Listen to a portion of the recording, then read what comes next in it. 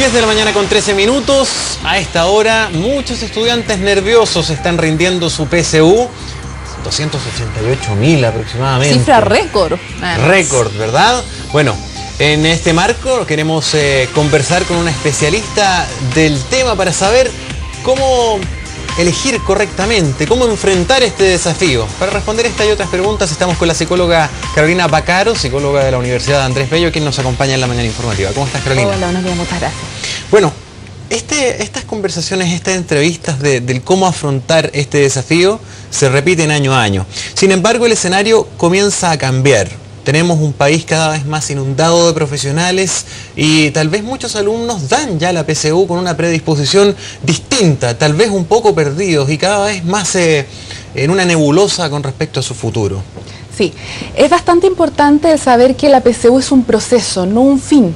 Es importantísimo tener un objetivo, es decir, yo voy a rendir la PSU con el objetivo que es entrar a estudiar algo.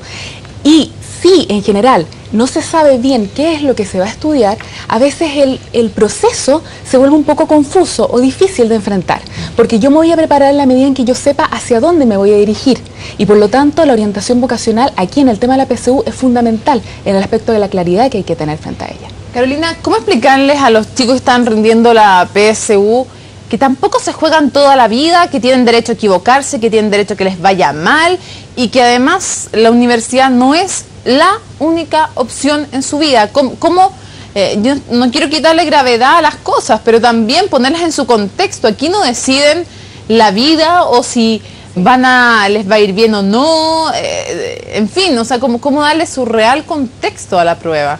Sí, eso que mencionas es importantísimo. Y acá entra a jugar un rol fundamental a los padres, sobre todo, y las familias, porque muchas veces el estudiante no está nervioso por él mismo, por el resultado, sino que porque la familia tiene muchas expectativas en él. La familia quizás, en todo este periodo que es normal que se produzca esta ansiedad, ¿verdad?, y este nervio frente a los resultados, es importante que la familia contenga, guía, apoye, le diga que no se acaba el mundo con un mal resultado y que pueden haber distintas alternativas. Y es momento ahora de empezar a ver distintos planes frente a lo que puede ser un resultado inferior al que se tiene previsto, propuesto. ¿Y cómo recomiendas tú manejar la eventual frustración? Sí. De pronto no lograr el objetivo, vienen días después, se comienza a barajar distintas alternativas, pero hay más chances. De hecho, la PSU esta vez tiene la posibilidad de ocupar el mismo puntaje. Hoy día tenemos muchas universidades privadas que piden un poco menos de puntaje para ingresar. Justamente. Bueno, el tema de la frustración es bastante particular y es vivido por distintos estudiantes de distinta manera, y acá influyen factores psicológicos, de cómo es el estudiante y también de cómo ha sido criado en la familia. Es muy distinto un estudiante cuya familia ya lo ha preparado para enfrentar la frustración a otro estudiante que a veces ha sido muy exigido y con muy poca contención. Es importante en ese aspecto, como vuelvo a decir, el rol familiar en el aspecto de calmar, de que le den un tiempo para asimilar este resultado, generalmente es recomendable unos 2 o 3 días, y pasado este periodo hacer un trabajo en conjunto, padres y estudiantes, para ver por qué el resultado. ¿Por qué? Porque puede ser a lo mejor por falta de preparación u otros factores que puede estar incidiendo, y finalmente eso se va a transformar en una experiencia de vida y se va a salir fortalecido de todo este aspecto. Es importantísimo el verlo así, el ver cuáles son los motivos de fracaso, y de esa manera ya no se empieza a ver como un fracaso, sino más bien como algo esperado debido a esos motivos, si no fue la falta de preparación, etc. Y vuelvo a insistir en el aspecto de tener planes, porque un plan A puede ser el aspecto de yo querer sacar un puntaje determinado para entrar a una materia, un estudio determinado. Un plan B, a lo mejor si me fue, no es el puntaje que yo esperaba obtener, poder entrar a una carrera que sea parecida, y después hay aspectos de continuidad de estudio para ingresar a la misma carrera que yo me tenía propuesto. El aspecto de los bachilleratos también es bastante importante, porque brinda la posibilidad de ingresar y con un buen rendimiento poder ingresar en el área del bachillerato a las carreras que yo me tenía establecido en un primer momento. Ahora estamos en el primer día de la PSU. Sí. Yo no sé ¿cuál puede ser un consejo bueno para los papás de cómo afrontar este primer día? Porque recuerdo haber ido y que habían algunos que lo están esperando los papás a la salida de la primera prueba y los llevan a la casa y almorzaban en familia, después los llevan de nuevo en la tarde a la segunda parte. Es mejor dejarlos un poco solos. si llegan con la sensación de que les fue pésimo el primer día, que además puede ser falsa, ¿qué hacer para el segundo día? ¿Cuánto dormir? No sé cómo se afronta, porque están todavía en plena rendición. Sí, es un momento bastante tenso, con mucha ansiedad, y es normal que así sea, partir desde esa base. Y es importante que los apoderados, quizás los padres se tienden a contagiar con esta ansiedad, también la familia se contagia. Y entonces comienzan las preguntas acerca de, bueno, ¿y cómo crees que te fue?, etcétera, y eso muchas veces pone más nervioso al estudiante. Dejarlo quizás un poquito más tranquilo, pero darle a entender que ellos están ahí para apoyarlo. En definitiva, si el estudiante quiere hablar, que ellos estén ahí para escucharlo, para apoyarlo y para darle confianza. Sin tanta pregunta, perfecto. Claro. Ahora, pasando a otro tema, se va a rendir la PSU y después hay que barajar los naipes que se tienen para el juego siguiente, que es postular, elegir la carrera o la especialización que se quiera. ¿Cuál es el criterio más adecuado para el estudiante elegir y también para el entorno de acompañarlo? Porque muchas veces suena esa frase, elige algo que te dé para vivir. El criterio económico muchas veces se superpone a los sueños. Bueno, en mi experiencia creo que es fundamental el aspecto vocacional, pero es un proceso que parte desde comienzo de, digamos, de la enseñanza media, desde primero, medio, segundo, medio, porque involucra dos aspectos que son básicos y fundamentales. Uno, el conocimiento personal, el conocimiento de mis aptitudes, de mis fortalezas, de mis competencias, de mis intereses.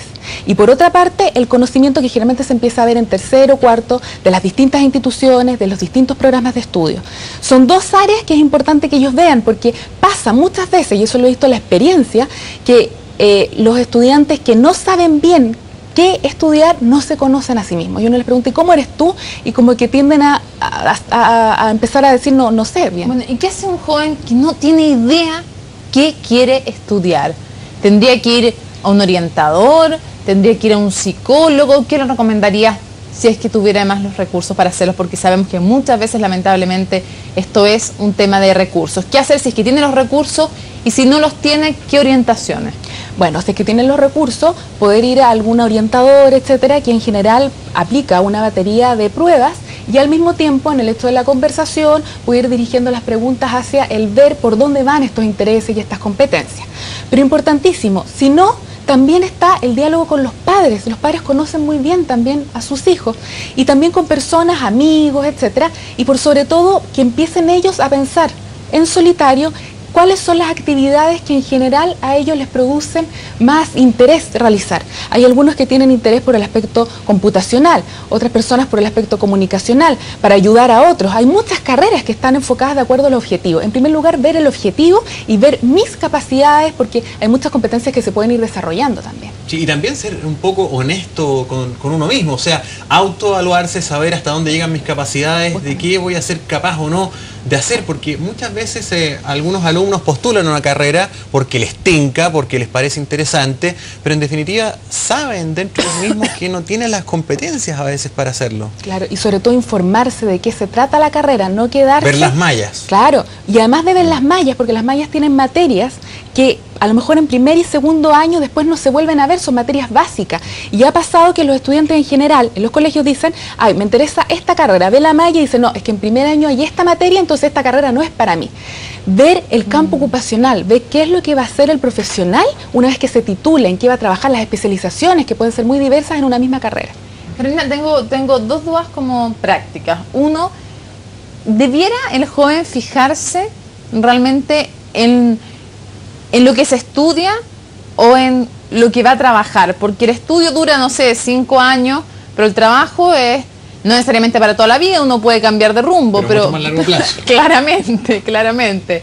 Entonces, no sé, habría que fijarse tanto en... Porque hay gente que dice, uy, me da una lata estudiar, por ejemplo, no sé, Derecho, pero me encantaría ejercer como abogado. Entonces, por eso te pregunto, ¿qué tanto fijarse en lo que uno va a estudiar y más bien en lo que va a ejercer? Es que justamente lo que dices es clave.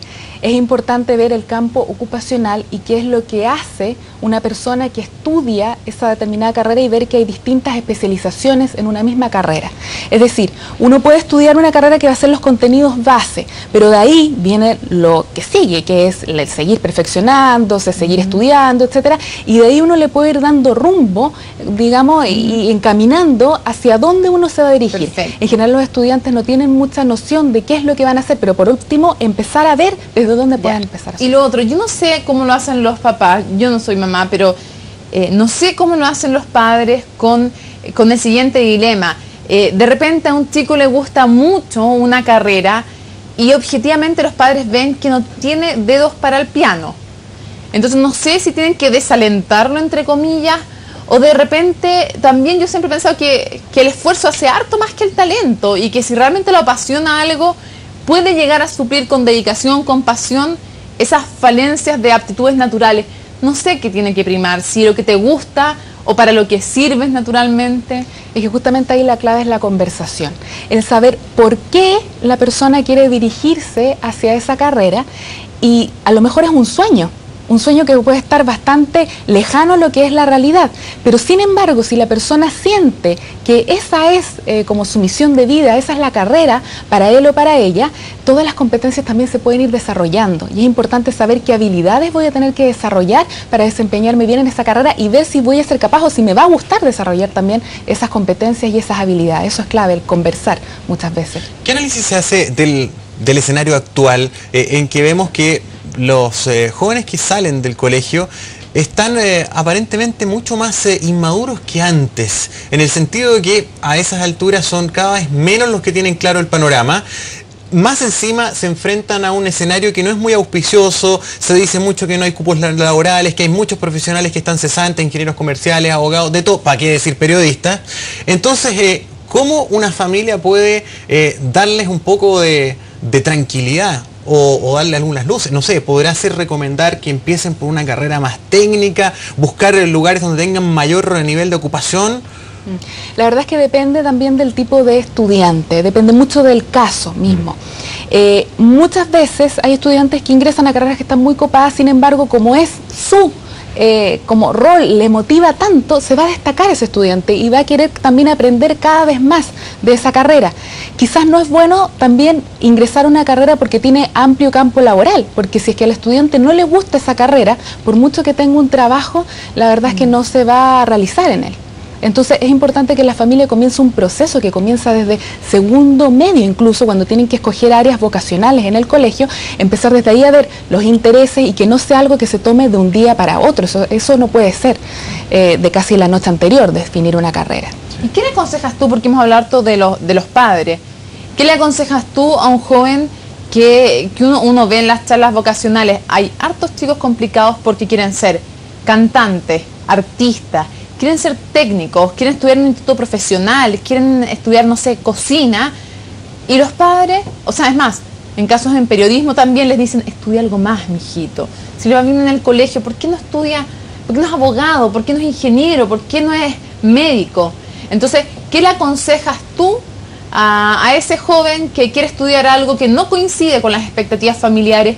¿Cómo se convence a los papás? ¿Cómo se los da vuelta? No sé, que lleven a un profe, ¿en quién se apoyan? O sea, ¿cómo lograr? Porque al final, lamentablemente, muchas veces los papás dicen, ¿sabes qué más? El que te paga la carrera soy yo. Sí, bueno, eso también depende de cada caso, pero en general lo más factible es que el estudiante busque en sus padres el aspecto de que comunique cuál es su sueño. Muchas veces, como son jóvenes, son a veces un poco temperamentales, dicen yo quiero esto y como que se cierran. Entonces, el padre, la madre, como que dice, no entiende bien por qué se está cerrando tanto. Y a lo mejor también es un mecanismo de defensa que utiliza el mismo estudiante. Quizás el comentar cuál es su sueño y por qué él cree que va a ser bueno en ese aspecto. Yo creo que si es que un apoderado, un padre ve que su hijo de verdad va a ser feliz en ese aspecto, lo puede orientar, lo puede guiar, pero finalmente va a dejar o depositar en sus manos lo que va a querer hacer por el resto de su vida, que es fundamental. Y si no, acudir a a un profe que nos ayude a convencer al papá, a la mamá? También puede ser. ¿Cómo se puede hacer eso? También puede ser una opción. Los orientadores en general de los colegios tienen la opción de hablar cercanamente con los estudiantes y al mismo tiempo llamar a reunión a los padres, a los apoderados. O los profesores jefes también, puede ser una buena vía. Bien, Carolina Vaccaro, muchas gracias por acompañarnos en la mañana informativa. Muchas gracias a ustedes. Son las 10:28, nos vamos a...